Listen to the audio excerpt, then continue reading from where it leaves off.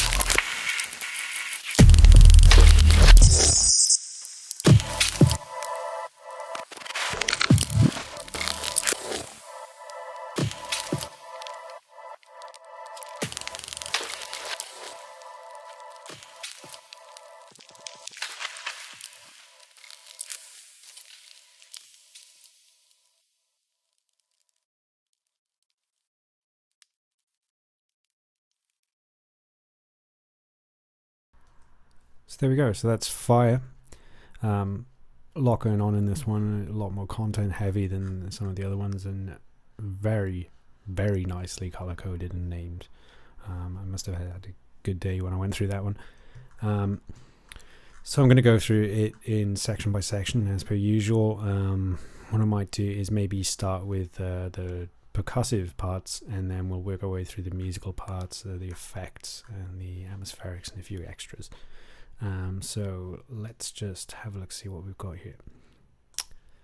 So the first percussive part is sort of like the drum section, I guess you could call it. It certainly sounds like I've made a drum break. I mean, if you listen to this on its own, this is what it sounds like.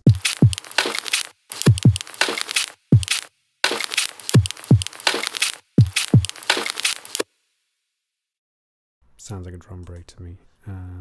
The reason for it is that it was actually a log being moved around in a fire tin, and I recorded it and chopped it up and sequenced it until it resembled a drum break, and ran it through Effectrix a bunch of times until I got a few different variations from it, and then I consolidated it as one file and appropriately named it break, so you know where you stand with it. On top of that, a kick, which is, again, it's not an actual kick drum. It was made from a resampling of some fire that I took, and I just treated it as if it was a kick drum, you know, with a pitch envelope, an envelope on the filter, on a bandpass actually, and yeah, made it mono and did a bit of corrective EQing and left a whole bunch of plugins, obviously. But you ended up with this. Oh, I guess I froze that track and didn't use it. Okay, well, it's there if I ever want it. Moving on from that, then it's the shakers, and what that is a recording of matchstick box being shaken in front of the mic and striking the match head against the box and layering them in a few different ways. and yeah, it just became a really nice texture to involve in the percussion. And that's the first percussive section. It's quite minimal, really, but the second one, maybe not so much. So the second one is made up of a whole bunch of different shuffly type effects and accents that go on. I think we might listen to them all together, and I'll talk through them a little bit.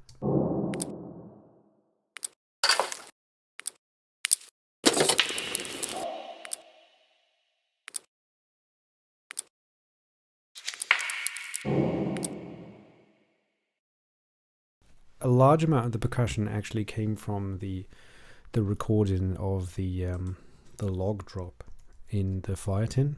I'll just see if I can find the first one. Let's see.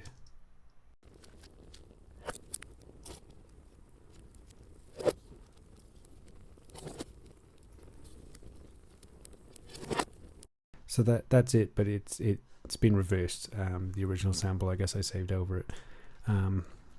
But yeah, it became very interesting to just chop that up. And I came from a school of thought where, you know, I have an MPC 1000, and I just like to chop waveforms. I just find that it's very easy to work in that manner in comparison to just having a bunch of MIDI notes and, you know, no visual reference as to what's going on. Moving on from that, we have the bass, or musical section rather, which includes bass and a pad. The pad has been resampled. I'll just check to see if I got rid of the original one. It'll be in an older project, but basically what I did was a similar kind of thing to how I made the bass in Air. So it was basically a recording of some fire, and I set a really small loop size on that sample, and just played chords with it. Basically, I just played a bunch of chords, and I actually played chords that are in a scale that's related to fire, or at least according to the ancient Greeks it is, just to sort of, you know, thematically tie it in with everything else, I guess. But I ended up with this.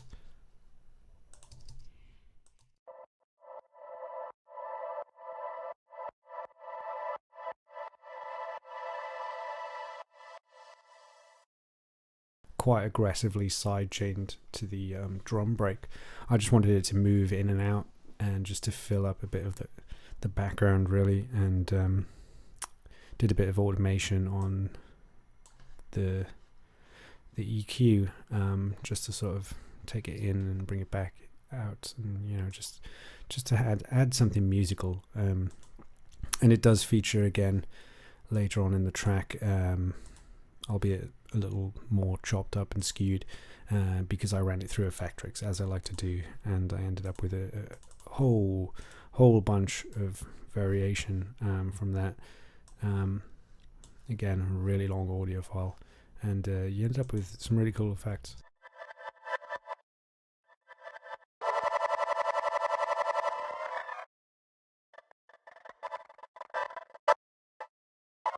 I mean, I just basically mangled it until you couldn't really recognize it as anything else. The bass, I've resampled it again, so I've re-recorded it, and I guess there must have been a reason for that. Maybe I was trying to save CPU power. I'm not really sure right now. But again, it's the same kind of thing as what I did with the pad. It's just in a much lower octave, so it's a small loop size on a log being dropped in a fire. But, you know, at a low octave, and you filter all the highs out of it, and it sounds like a bass line, so, you know, why not?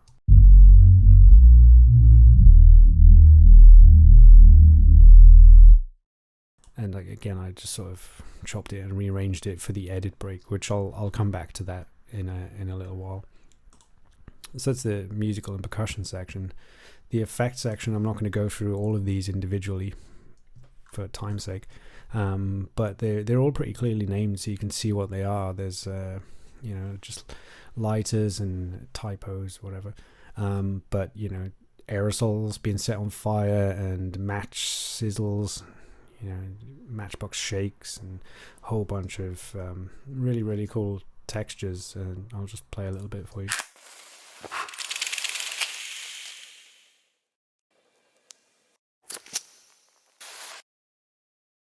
So a lot of stuff going on in there, and very sort of minimal processing on things like this. I kind of wanted to keep certain parts of it very dynamically rich, I guess, and processing just wasn't the way to treat those samples. I was just going to lose sight of it, as I did in a few earlier iterations of this project. I believe this one's up to version 11.1 now, so a lot earlier on I lost sight of where the project was going, and I had to just sort of scrap it and start again, and I'm glad I did, really. So that's the effects section. Moving on to the Atmos, it's just a lot of different layers of fire crackles. I actually quite severely damaged my Tascam recorder recording these. It still works, but there's a big bar across the screen, but you make do. But yeah, it's just background ambience.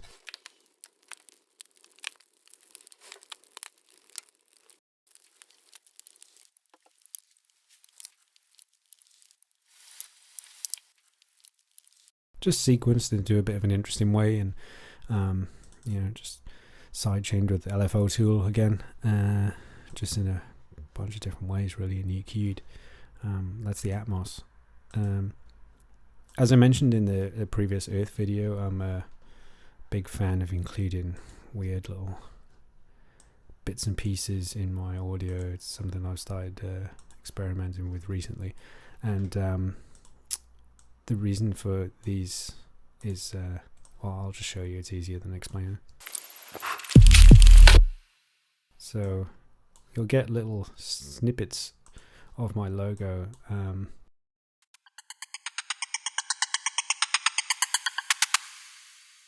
This one was really cool, actually. It was made by turning the image of my logo into sound and then putting it into Ableton, and then stretching it with the beats algorithm, but setting it to different beat divisions, so 8th, 16th, 32nd, things like that. And you've got these really cool scan lines going through it. Again, the same kind of thing. And they really do nothing apart from satisfy my own urge to hide strange things in my music. Yeah. Pretty loud, that one. Might need to tail it off a little bit, but that's what that channel is. And the last channel really was just risers. So let me see if I can find the original sample and play it for you. So this is a resample of a sound design session.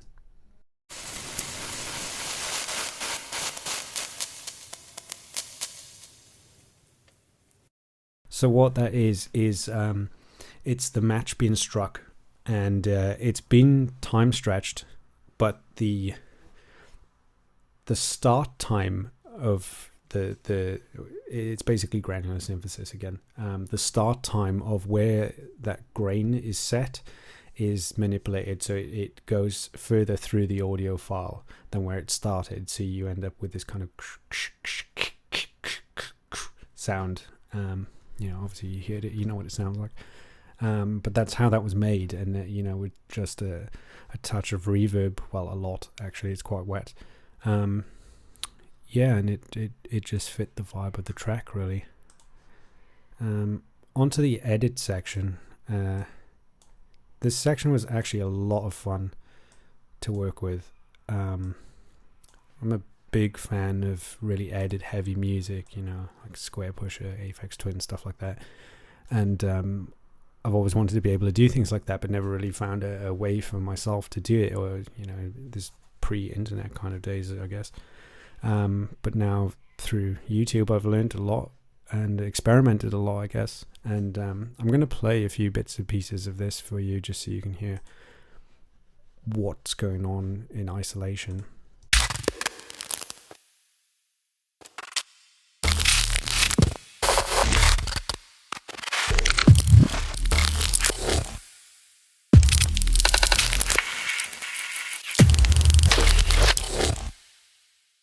So what that is like I've done previously in the other elemental parts, is that I've run the whole track through Effectrix and grain delays and whatnot. And I just sat there for an hour or two, just tweaking different parameters until I felt like I'd had enough. And then I got the original audio file. I'll just to show you. It's basically a really, really long audio file full of a bunch of different effects. You know, and a lot of it is unusable, but the bits that are usable are used, obviously.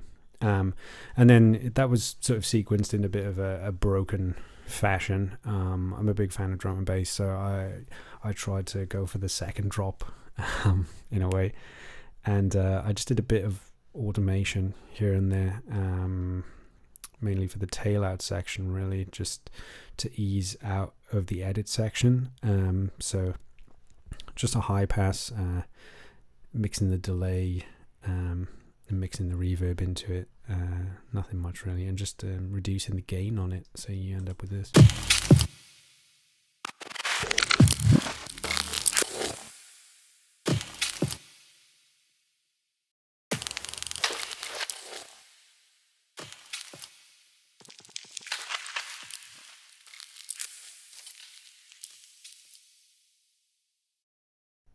Yeah, so it just just nicely sort of tails out that section, and yeah, just standard reverb and delay sends really, and that's fire for you.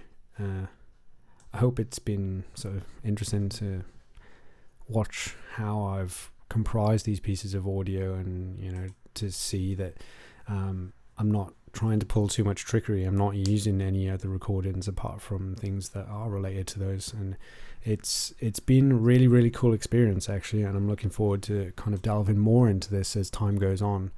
But yeah, that's all for now, so hope you have fun. See ya.